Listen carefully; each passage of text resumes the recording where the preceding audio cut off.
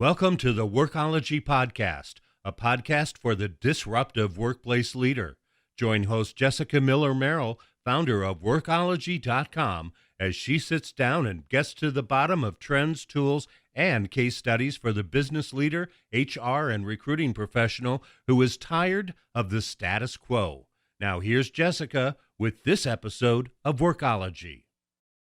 During the past several months, many HR professionals have often had to reschedule their HR certification exams and maybe making the decision to take them online with a remote proctor, or making the decision to move to a test center with social distancing protocols. Because HR certification exams, whether they're HRCI or SHRM, might already be difficult as they are, it's scary to put yourself in a different kind of environment or situation. You're taking the exam in a different place, you're faced with a global pandemic, and you're studying and preparing for your HR certification exam. It's always good to be prepared. Always be prepared. It's the Girl Scout model. So I thought I would talk to two HR professionals about their experience taking the HRCI and SHRM certification exams recently. These are two separate interviews where we are diving into the differences and experiences for two individuals. Not all these experiences are going to be the same, but what I have found is that when talking with HR professionals who are thinking about or considering taking their HRCI or SHRM certification exams, their first question is, I want to hear from people who have passed the exam. This is a common question that we get in our HR certification study group on Facebook. That's really, they join, they ask the question. So I thought, you know what, I'm going to pull it back. We have two different interviews, one from Danielle Martinez. She's a SHRM-CP. And then our second interview is Tracy Spears, who is an SPHR. So you're going to hear from them and hear about their remote testing experience, what it was like, what you might expect, and any tips, suggestions, recommendations they had that they felt like were critical to them passing or acing their HRCI and SHRM certification exams. We start first with Danielle Martinez. She has been in HR for a little over a decade and currently works for a New York City-based technology company. I asked Danielle which exam she chose and why. And so we're going to move on into Danielle's interview that you can listen to, where she talks about her experience in passing her SHRM-CP. So welcome, Danielle. Hi, Jessica. Thanks for having me. Talk to us about your HR experience and your past history working in human resources. Yeah, so I've been doing HR for probably coming up on a decade. I got thrown into HR. It was something that I never wanted to do because my mom did HR when I was growing up. So I always said, I don't want to be like my mom, and it turns out we're just alike. So got thrown into HR, fast forward to where I am today. I work for a tech company. We're based out of New York City. I right now am heading all recruitment efforts globally. So US and some of our acquisitions in India, and then, working on our expansions with the talent team to go expand. We're doing really well right now. Given the pandemic situation, we supply organizations capabilities to work from home. So basically we're allowed to, we sell stuff like Zoom, but we don't sell Zoom. We sell Microsoft Teams and Cisco WebEx and do all the cybersecurity stuff. So I am some of the brains behind the talent, from admin to engineers. Prior to going aboard with them, I actually came by way of an acquisition. And before they purchased the company, I was heading an HR department. So I got to do full HR hat, from recruitment to payroll to benefits admin to conflict management to performance resolutions. So I think I've had my hands in a lot of areas in HR. So it's pretty exciting. I like that kind of well-rounded HR experience. I just think that people have no idea how hard being a generalist is, and kind of that Swiss Army knife of HR. Right. Definitely a full 180 to go from doing general work to specialization work, and just the talent side of town, which has been great. I always like hiring people and watching them thrive in their careers. So it's been good. Which exam did you take and why? I took the SHRM-CP exam. I took the CP exam because I actually took the SCP exam in December and I did not pass. And so I told myself, you know what, let me scale back a little bit. Though I have my master's and though I have the years to take my, my senior exam, it just didn't feel like I was ready at that point in time. They're two different exams, I can definitely say that. I've been on both sides of them. Two different mindsets, one is very cookie cutter dry, HR terms, maybe some yield ratios, some legal questionings. One is definitely more of put your strategist hat on and think a little bit more case scenario like. And one, you have to be a good reader and a quick reader to absorb all that. And two, you just have to be confident. And at that time, I just felt it was best for my career to just stick to just getting certified. And that was just important to me. I think that's awesome. And congratulations on passing your exam too. Thank you. I appreciate it. Let's talk about the testing experience, because I think that there are a lot of different types of experiences. Tell us about that, and were there any surprises? So I can talk to you about two experiences. I can talk to you about my experience at a testing center and my experience taking it remotely. Two different experiences. Testing center was, I'll be honest, it was a little bit annoying. I got patted down a few times before I could get into the room. I got the computer failed on one side, so I had to check it on the other side, get patted down again. Every time you take a bathroom break, you got to get patted down again.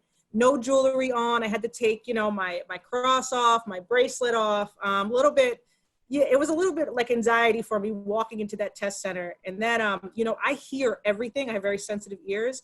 And the person behind me, I clearly remember, was just tap, tap, tap, tap, tap, tap, tap, tap the pencil. And I was just listening to this tapping the whole time. So that was my experience with the testing center. Testing remotely this time, I can tell you that I enjoyed it. I really did. I liked it way better than taking it at a testing site. I didn't have the tap tap behind me.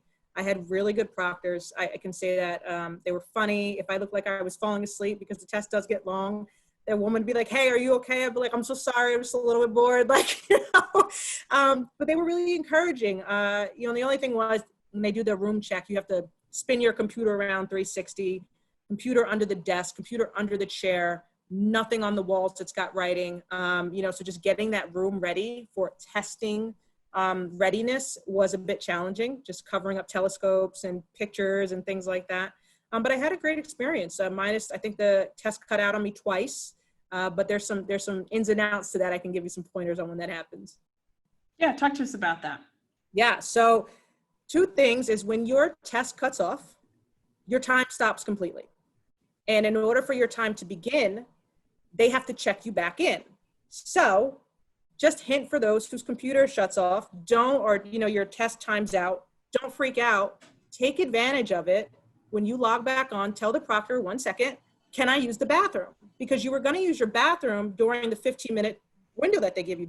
And they only give you one break the whole time, 15 minutes.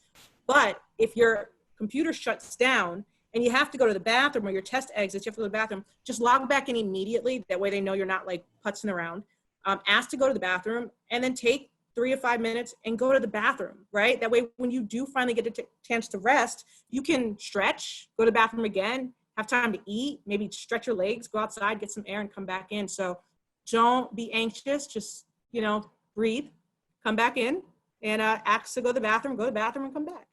And then, so that was definitely that. And then two, your time doesn't roll over. So the test for SHRM was 2 parts, 2 hours on each side. Part 1, I finished in about 1 hour and 35 minutes. And one of the proctors, I asked the proctor, I said, "Hey, does my time roll over?" And they said, "No, it's 2 hours for section 1 and 2 hours for section 2. But you do the math, I had about 25 minutes left to section 1. So what I did, because I needed to rest my eyes, I said to them, "Okay." And I put my head down for about 15 minutes. And I used that as break 1 and didn't tap into my break time because I didn't need to. And then when I finally felt like I needed a break, section 2-ish, I just took one, but I had time because at that point I was already on break number 2. So just a little bit testing strategies for those who get easily distracted or need to stretch and, things like that. So when you finish the first half of the exam, after you finish that portion, can you go back and look at questions later on from that portion? No, once you go into section 2, you cannot go back to section 1. So when I had that 1 hour and 35 minutes left, and I believe it was just about that, I went back, I marked off the questions that I just wanted to go back on, I went back on those, and then, I put my head down for the remaining time. And then when I got enough energy, I went to section 2, and that was that. Awesome. Well, some slight differences in the remote proctoring between SHRM versus HRCI, and this is one of those examples. Yep. Yeah. So. What topics or questions do you feel like tripped you up the most? Yeah. So I think we had spoke about this weeks ago, Jessica, and you were telling me, like, it's not what you would do, it's what SHRM would do. And I remember I had a few questions, maybe 3 case study questions or situational judgment questions where, I understood the question 100%, but the story was just a little bogus. Like, it was just like, employee A did this and the manager did that, but then the vice president from left field came and said, do this. And I'm thinking to myself, in what world does this actually happen? Like, and then the answers that they gave you were like, 1 or 2 of them, you were like, never. But then the other 2, you were like, it could be either or. It really depends on the environment, the culture, the company, the people. And then I was like, what would SHRM do? Like, just like you had said weeks ago, like, what would SHRM do? And I was like, well, process of elimination. And I just went with the answer that best suited, like, what would SHRM do, or answers that had key words in them that I recalled reading in the passages of the books that, the other answer, I was like, I don't remember that being in the book. So I'm just going to cross that out, even though it sounded right. They never tell you what answers you got or questions you got wrong or right. So I'll never know, but it was enough to pass. So that was great. Good. What did you have any like formula questions or metrics or anything like that? It's funny. I did not have any direct formula questions. I did have a question with like head count, where there was like a few numbers in it about head count, but it was nothing strenuous. It wasn't like, tell me the return on investment or what's the yield ratio, or, I didn't have, any of those type of questions. And I had one legal question, to be honest with you, and an NLRB question, and that was it. Wow. Okay. Well, it sounds like you got a lucky, I know you studied very exam. hard. Yeah, but you lucked out, not a lot of calculations. Yeah. Finish this sentence for me. I wish I had spent more time studying about what? I wish I had spent more time studying about risk management. Okay. Certainly. I wish I had spent more time studying risk management. All right. Well, for those of you who are asking that question, Danielle says risk management is where you should be spending your time. Last question, what advice can you offer someone who's studying for their HR certification exam right now? I would say breathe. Don't get caught up in all the feedback online. I was fortunate to be a part of a great HR group on social media, on Facebook. But sometimes you psych yourself out. Like, you hear people's experiences and you panic. You're like, oh, that's going to happen to me. Some people are like, my test was all legal and my test was all risk management, or my test was all, workplace. And the truth of the matter is every test is a little different. I have someone I studied with, and they had a ton of formulas on their exam, and I had none. And, I had one legal question that I recall, and some of my colleagues and networks, they had about 5 to 10 legal questions. So not every exam is the same. Your experience is not going to be like the other person. So just breathe and really know you don't have to know it, like memorize it, but just know it enough to be comfortable. And I think that comes with, don't overstudy, right? Like, just, what you know, and then the stuff that you don't know, read it. But the stuff that you know, don't overthink it. Just move on and just stay focused. I had to fall in love with the material. And I think that was the difference from the last time to this time. I really had to put things into real-time experiences and examples and be like, oh yeah, that happened, and start placing, sometimes when I had to identify management styles, I had to think of managers I worked with and really just like picture them. And that helped a lot with my studying. But I really just had to fall in love or like with SHRM for about 3 to 6 months, to be honest with you. Well, I think you're also in a unique position because you were facilitating and providing training. And honestly, that's the best case scenario, because in order to be the trainer, you have to know the stuff. Yeah. Wow. Yeah. And it's funny because when I was taking the exam, Jessica, I was telling my mom, she's like, well, what did you think? Was it hard? And I'm like, no, like, it wasn't hard. It wasn't easy, but it wasn't hard. And I recall when I took my SCP exam, like, I just remember when the clock ran out on my SCP exam, I just didn't know if I was going to pass or fail. And this exam, I knew, I was like, oh, you got this. Like, it wasn't, I was confident going into it. And I think that's just because I had been studying for a while. And like you said, I was facilitating some group sessions. So in order for me to teach it, I kind of got to know it a little bit. So it was easier.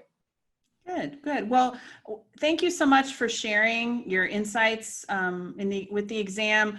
If people wanted to connect with you more, is there a place they should go to be able to do that? Super easy. So, linkedin.com/in/Danielle Loves HR. Doesn't get much easier than that. Danielle Loves HR, you'll find me.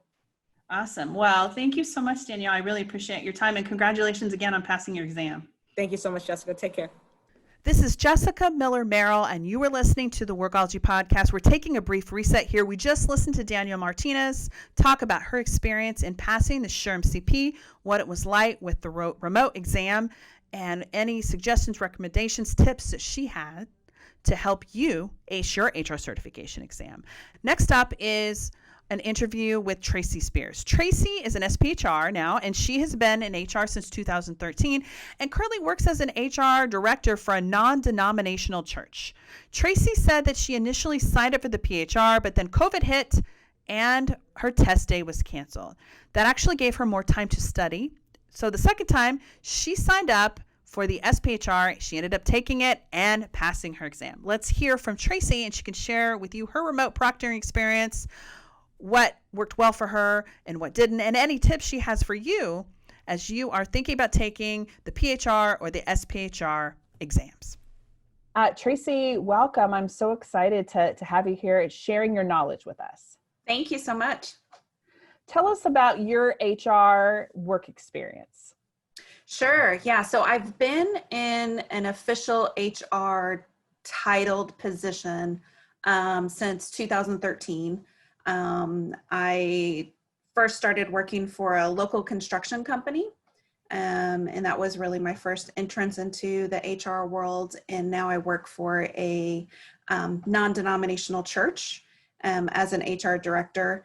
But previously, I had dabbled into HR disciplines just through some cross-training with an international restaurant company, as well as really my first adult job was as a payroll processor. So I feel like for many, many years, I've been slowly dipping my toe into the HR world. Awesome. Well, which HR exam did you take and why? Yep. So I decided to take the SPHR. So my first decision was I going to do the SHRM or the HRCI exams? And for me, I knew I wanted to utilize some training classes, and based on when the training classes would start and the SHRM testing windows and the registration windows, none of it lined up. So then I just defaulted to the HRCI exams. Initially, I was going to take the PHR, and I had signed up for the PHR, had it scheduled, and then COVID hit and my testing date got canceled. Then that actually afforded me some additional time to do more studying and just contemplation about, really which level of exam should I take. And after talking to some trusted friends, I decided to go ahead and bite the bullet. And the second time I signed up for the SPHR, and I ended up taking that and passing it. Awesome. Well, congratulations on passing your exam. The SPHR, that is hard stuff. Yes. Well, let's talk about the exam when you took the test. What topics or questions tripped you up the most? I don't know that there was really specific questions that tripped me up. It was more how the questions were worded. I used the HR.com testing materials, and when I went into the exam, I expected the language that I had been studying to be represented on the exam. And when I say language, I'm just talking about how they worded questions, not necessarily definitions, but just how they approached questions. And so when I started taking the exam, I started to panic because all of a sudden the way that they wrote the questions were very different from what I had been studying and quizzing myself on. So really it was just their approach is what tripped me up. The other thing I would say is for the SPHR, there's a heavy emphasis on just business acumen. And so in the HR.com materials, it's unit 1, and they tell you that that's going to be like 40% of the test. It is 40% of the test. There's a lot of it. And what I found myself getting confused on is which voice was I answering the question from? Was I answering the question from, say, a CEO, COO perspective, or was I answering it from the HR perspective? And I don't know what the right answer is to that one. All I know is I passed, so whichever one I used worked, but that was really a confusing part for me. You talked about your test being canceled. So let's talk about your testing experience. Yep. You do remote testing, or is it in person, and were there any surprises? Yeah, so I was kind of freaked out about the remote testing possibility. I was concerned about just the reliability of an internet connection. And at the point that I was scheduling my test, there wasn't a lot of information about what the remote testing experience was going to be. So I'm thinking, oh my gosh, you know, am I going to have to clear out a room so there's nothing in my room? And what about scratch paper? Am I going to be able to use scratch paper or not? So I was very anxious about that. So I just decided to do in-person testing once it opened back up. So that's what I did. And it was a very normal environment. I mean, if you think back to exams you had to take in college, I mean, same type of thing. The entrance process is more in-depth than boarding a plane. So that was interesting. Although I had been prepared for it, but I'm like, oh, you guys are crazy. You know, they're not going to want my thumbprint scan and all of this. Oh no, they do. They do. So that was just interesting. The actual testing environment, they give you headphones that you can use. And I did use them at one point because there's other people in the room with you. And I was hearing them move around. Somebody was tapping their foot. I heard somebody typing on their keyboard like really fast. I'm like, are they writing an essay? What are they doing? Because people are taking all sorts of different exams. So that was distracting to me.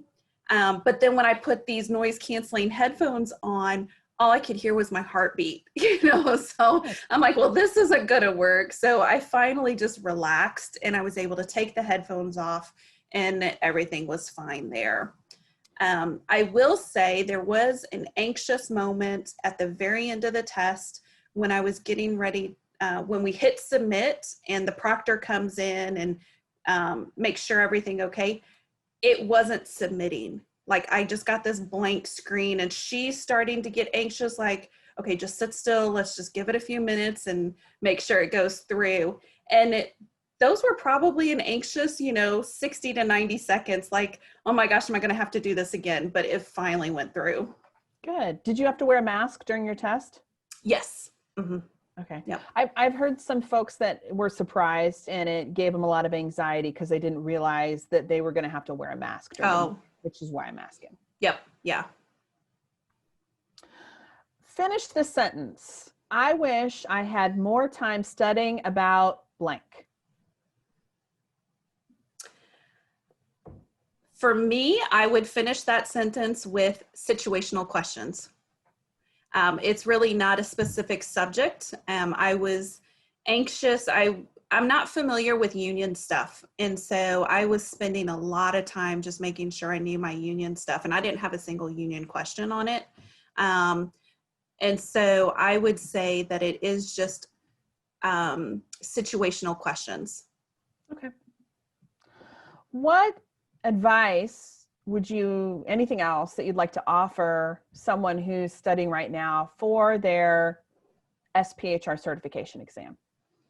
I would say definitely study. When people say that this is the hardest exam that they've taken, it is a hard exam. And once you pass, it's a huge achievement. So make sure that you are spending time on that, and it is focused time, and you're not cramming for it. The other thing I would say is trust yourself. Remember that you know the stuff.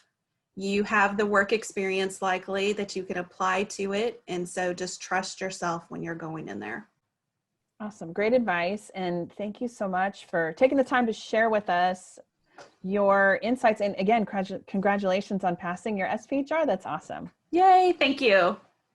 Anytime we can gain insights, information, or get resources from individuals like HR professionals who have been through the exam, whether it's SHRM or HRCI's exam, we take that opportunity and we run with it. A special thank you to Danielle and Tracy for sharing their experiences with us. I really appreciate you taking the time and effort, and I know that every HR pro who's listening to this podcast now in the future thanks you for sharing your experience and taking the time with us. In order to pass your exam, you need to have a well-rounded and thorough approach to preparing.